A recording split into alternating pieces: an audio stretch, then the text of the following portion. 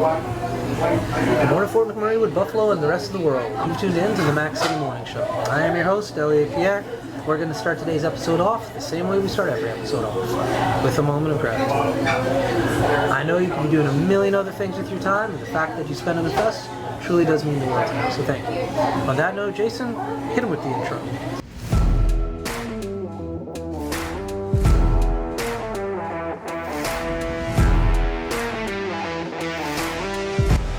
Hey, it's Keith Simpson here. I'm the general manager of Norel Toyota, soon to be Fort McMurray Toyota. Pretty excited for our new dealership.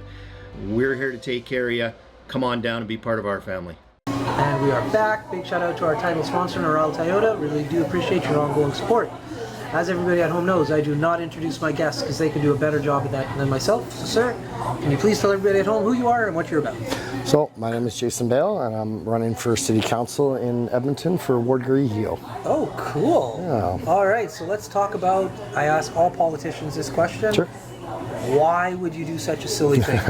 So, I look at the decisions that are being made in council, and I don't think that they're reflective of what the people are looking for. And I'd like to get into that better representation for people that, when they see their tax dollars go to work, instead of seeing the snow melt before they can get out and clear it and things like that.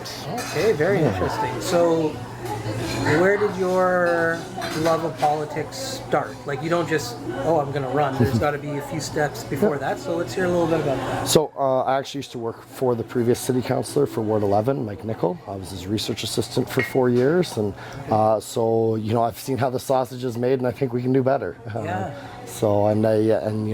Now I'm running for actually that very same office, but we switched from ward numbers to ward names. Okay. But the office is the same. The boundaries have changed a little. And so I have a pretty good idea going into the election kind of how the community values, like where they start at. And I don't think that that's being accurately reflected in council. And so I'm looking to kind of correct that. Interesting. And how long have you been living in that region for? So I've lived in Millwoods for over 35 years. Now I say Millwoods because it's not all in the riding, but it's. Okay.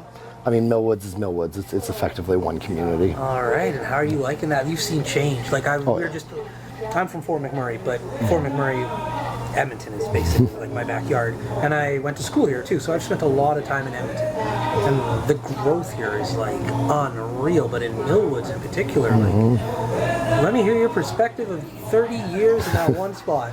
So, it's been wonderful. I went to school here. My kids get to go to school here. I'm raising my family in the same neighborhoods that I grew up in. And, it's interesting. I got a friend who, growing up, he lived backing onto 34th Avenue. And we'd go out his back fence and all we'd see is farmland, just for as far as we could see.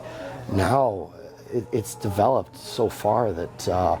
it's not anywhere what we remember it, and even like going to Beaumont now, that used to be one long, boring highway drive, and now it's housing virtually the entire way. Yeah, it is wild. Mm-hmm. And so the area that you grew up in, in and out now. So this is huge inside information of just that area for you that will influence your future, hopefully, like decisions. So that's huge. Yeah, and it's things too, like knowing where, like we have a sidewalk in one neighborhood, Sakaw, and it goes about 100 meters or so and then just stops in the middle of a field.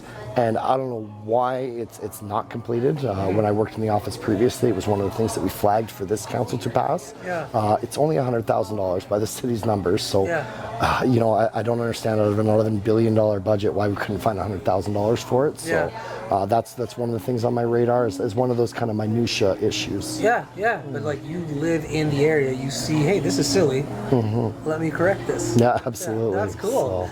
So now that you have children and you're raising them in the same area, like what things are you finding like nostalgic? Being like, oh, Dad used to go here and point out. I'm one of those dads where I drive by something, I'm like, Dad did that. So it's funny. So I'm actually in high school. I was a gymnast and I competed at an international level, and. Shortly after that, I transitioned into skateboarding.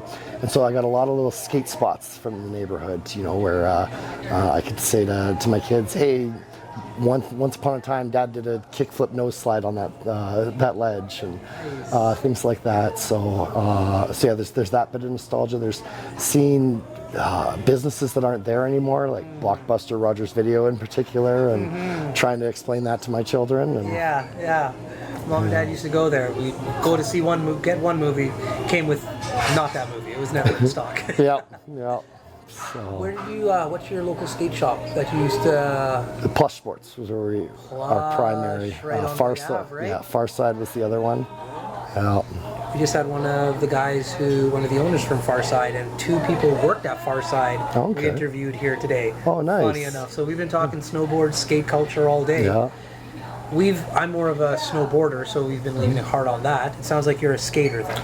Yeah, so I actually used to snowboard too. I got in an accident one time. I went off a jump, I went to go do a nose grab, and I pulled it back too much. I landed on the back of my head, and went to the hospital, severe whiplash. It was actually December 31st, 1999, and I remember sitting in the hospital thinking, I'm in the hospital on Y2K. Yeah. And but thanks to my gymnastics background, I had that flexibility and that muscle built up that I was actually fully recovered in 5 days. That's awesome. Yeah. What kind of gymnastics did you participate in? So I did trampoline and tumbling. Trampoline was more my thing. Tumbling floor it's a floor. It's about I don't know, 6 feet wide or so, maybe 5, and then 80 to 100 feet long, and you just do a line of back handsprings and mid tricks like flips in the middle, and then a big finale at the end. So how'd you get into that?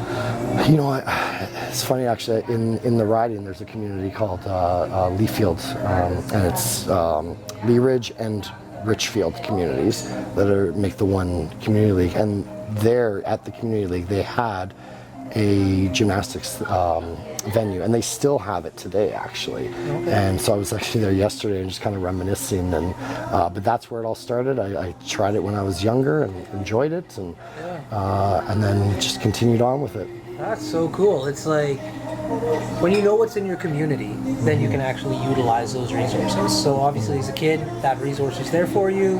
Local council passed a bill, put it there, and you got to do some cool flips. Exactly. That's right. Yeah. So now you're just trying to give back to the community that you grew up in. Well, and I think too that we need more kind of after-school programs like that kind of stuff. I mean, as a result of being competitive at that level, I was subject to drug testing, so I never really got into drugs.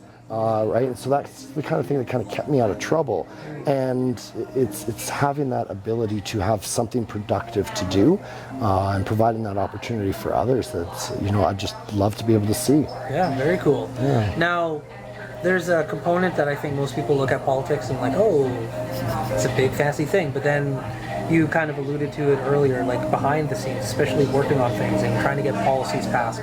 There's nothing sexy about that. There just really isn't. There really isn't. I don't know if you've ever listened to a zoning bylaw or a public hearing with zoning bylaws. Yeah.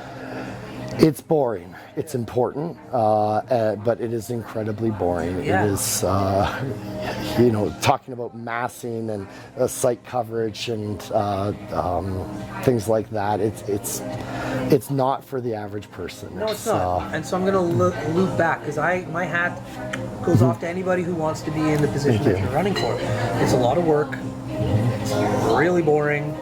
It's thankless. You piss everybody off eventually, but nonetheless, people want to get involved in my community needs this. So what you're doing is pretty cool, man. Thank you. I appreciate that. It's a thing, but how do you get through the boringness of it? What about it? So it's funny because that's actually the stuff that I like to read, is that very dry reading stuff. So I'm a bit of a Dungeons and Dragons nerd as well. Okay. But I can't read fantasy novels. I can't get into it for whatever reason. I've tried, and but it's the things like reading policy and reading NPO reports on their financials, and even sometimes I get really bored and I read old school textbooks things like economics books or accounting books or psychology books, and it's that dry reading stuff that I enjoy. Nice. So. That's a superpower that you have. And hopefully, like the people Thank of you. your area are gonna like have a windfall on. Yeah. Anyways, on that note, my man tapped his watch though, so we are out of time. But Perfect. before I cut you loose, everybody gets a shameless shout out or plug. So you have the mic, the camera, the lights. Have fun. Well, if you're in the Edmonton area on October 20th, change is coming one way or another, whether it's changing your community through the zoning bylaw or changing your city councilor. So the community just needs to decide what kind of change they're looking for. And I'm there as an option. And you can find out more about me at jasonbale.ca. Awesome. Well, for McMurray with Buffalo and the rest of the world, thank you for tuning in. It means the world to me. Big shout out to our title sponsor, Neural Toyota, as well as Carrie from Patchouli Rose and the beautiful people at Coldwell Bank. Hope everybody's having a great day, and we'll see you tomorrow. Peace. Hi everyone, it's Carrie with Patchouli Rose here at Thickwood Barbershop. If you're wondering what to get your loved one this season for Valentine's Day, I make an all-natural anti-aging skin serum called Good Skin. It's good for men and women, and it's available for purchase here at the barbershop, downtown at the Corridor Shops and Events, and on my website. Thank you for your support.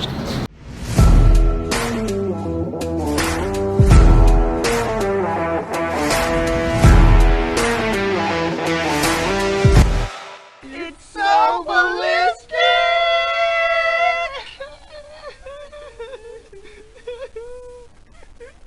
Talk about quenching your ugly thirst.